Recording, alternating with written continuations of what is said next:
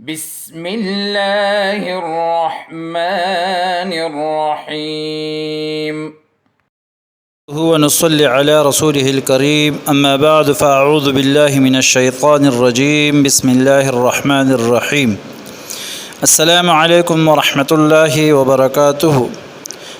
میں ہوں آپ کا ٹیچر بشیر خان۔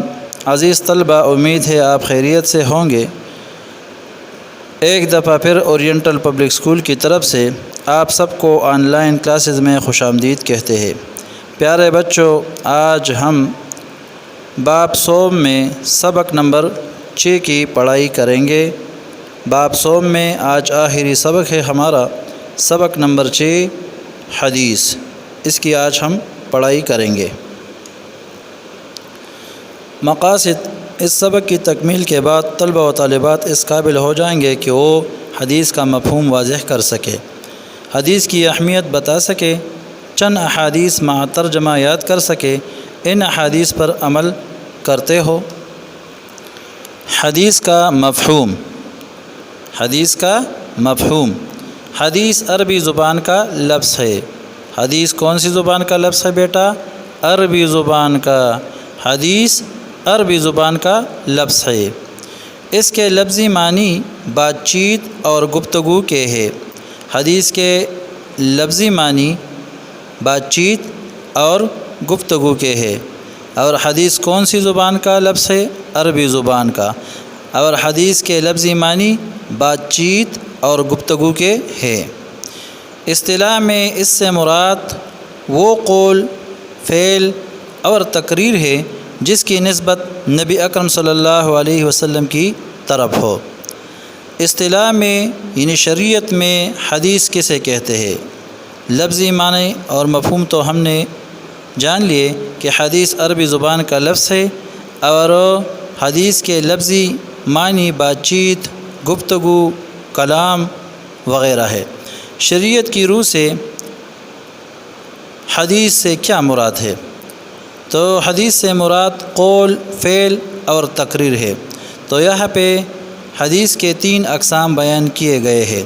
ایک حدیث قولی، یعنی وہ حدیث جو آپ صلی اللہ علیہ وسلم نے بیان کی ہو، مثلا خیرکم من تعلم القرآن وعلمہ، یا کفی بالمرء اثما ان یحدث بکل ما سمع۔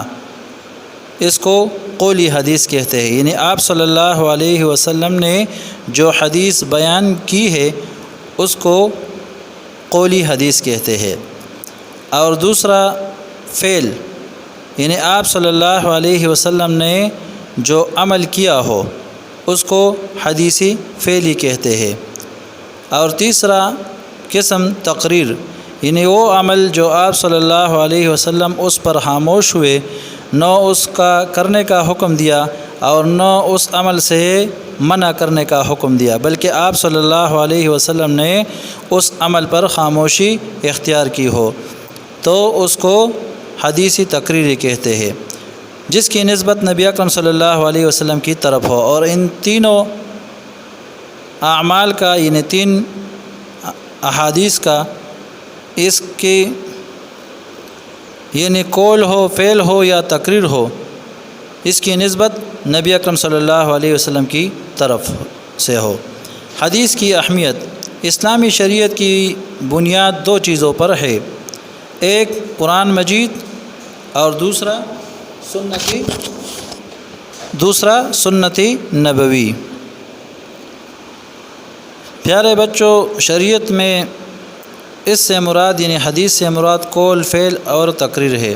قول تو آپ کو بتایا گیا کہ وہ بات یا وہ حدیث جو آپ صلی اللہ علیہ وسلم نے بیان کی ہو۔ فعل یعنی وہ عمل جو آپ صلی اللہ علیہ وسلم نے کیا ہو، یعنی وہ عمل جو آپ صلی اللہ علیہ وسلم نے کیا ہو، مثلا نماز آپ صلی اللہ علیہ وسلم نے کس طرح پڑھی، روزے آپ نے کس طرح رکھے، تو اس کو فعلی کہتے ہیں۔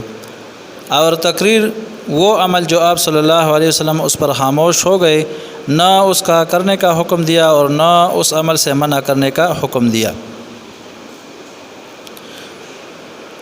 نمبر 1 قرآن مجید، یعنی اسلامی شریعت کی بنیاد 2 چیزوں پر ہے، ایک ہے قرآن مجید اور دوسری سنت نبوی۔ نمبر 1 قرآن مجید۔ قرآن مجید اللہ تعالیٰ کی کتاب ہے جو اس نے اپنے آخری نبی حضرت محمد صلی اللہ علیہ وسلم پر نازل کی۔ قرآن مجید کس کی کتاب ہے؟ اللہ تعالیٰ کی۔ اور یہ کتاب کس پر نازل ہوئی؟ حضرت محمد صلی اللہ علیہ وسلم پر نازل ہوئی۔ نمبر 2 یعنی سنت نبوی، سنت کے لفظی معنی طریقے کے ہے۔ سنت کے لفظی معنی کیا ہے بیٹا؟ طریقے کے۔ اصطلاح میں سنت نبوی سے مراد نبی اکرم صلی اللہ علیہ وسلم کا طریقہ ہے۔ آپ صلی اللہ علیہ وسلم کی سنت کو حدیث میں بیان کیا گیا ہے، اس لیے اسلامی شریعت کے احکام پر عمل کرنے کے لیے حدیث کا سمجھنا اور اس کا علم حاصل کرنا بہت ضروری ہے۔ مثلا قرآن مجید میں نماز قائم کرنے کا حکم دیا گیا ہے، مگر نماز قائم کرنے کا طریقہ نہیں بتایا گیا۔ یہ طریقہ ہمیں حدیث سے ملتا ہے۔ نبی اکرم صلی اللہ علیہ وسلم نے فرمایا، صلو کما رأیتمونی اصلی۔ صحیح بخاری کا یہ حدیث ہے، صلو کما رأیتمونی اصلی۔ ترجمہ، تم نماز ایسے ادا کرو جیسے مجھے نماز ادا کرتے ہوئے دیکھتے ہو۔ تو پیارے بچوں، یہاں پر قرآن مجید میں نماز کا حکم ہے اقیم الصلاۃ، لیکن قرآن مجید میں اس کی وضاحت اور ڈیٹیل ہمیں نہیں ملتی۔ اس کو ہم نے حدیث میں دیکھنا ہے اور حدیث اور احادیث سے اس کی وضاحت ہمیں ملے گی۔ اسی طرح قرآن مجید میں زکوٰۃ ادا کرنے کا حکم دیا گیا ہے، مگر زکوٰۃ کے بارے میں تفصیلات احادیث میں ملتی ہے۔ اسی طرح مناسک حج کی تفصیل بھی نبی اکرم صلی اللہ علیہ وسلم کے اسوہ حسنہ ہی سے ملتی ہے، جیسا کہ آپ صلی اللہ علیہ وسلم کا ارشاد ہے، خذوا عنی مناسککم۔ ترجمہ، مجھ سے حج کے طریقے سیکھ لو۔ گویا قرآن مجید کے احکام پر عمل کرنے کے لیے حدیث کا علم حاصل کرنا ضروری ہے، اس لیے ہمیں بھی چاہیے کہ ہم حدیث کا علم حاصل کریں۔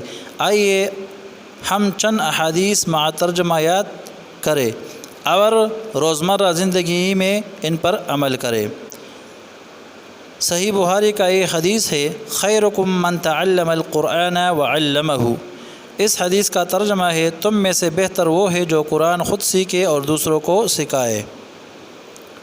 تو اس حدیث میں قرآن کے سیکھنے اور سکھانے کے بارے میں کہا گیا ہے، یعنی تم خود بھی قرآن سیکھو اور اس قرآن کو دوسروں تک پہنچائے یا سکھائے۔ دوسری حدیث میں رسول اللہ صلی اللہ علیہ وسلم فرماتے ہیں، کفا بالمرء اثما ان یحدث بکل ما سمع۔ سنن ابی داؤد کا یہ حدیث ہے۔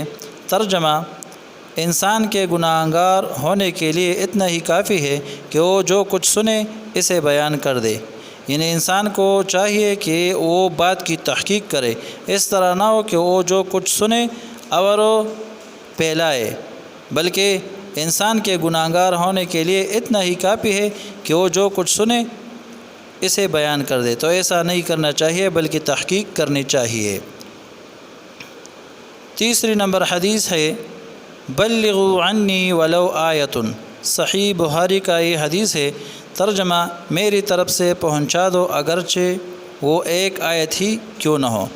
یعنی رسول اللہ صلی اللہ علیہ وسلم نے فرمایا، میری طرف سے پہنچا دو اگرچہ وہ ایک آیت ہی کیوں نہ ہو، یعنی آپ نے ایک مسئلہ سیکھا تو اس ایک مسئلے کو آپ نے دوسروں تک پہنچانا ہے، یا آپ نے قرآن مجید کی ایک آیت سنی اور اس کو سیکھا تو اس ایک آیت کو آپ نے دوسروں تک پہنچانا چاہیے۔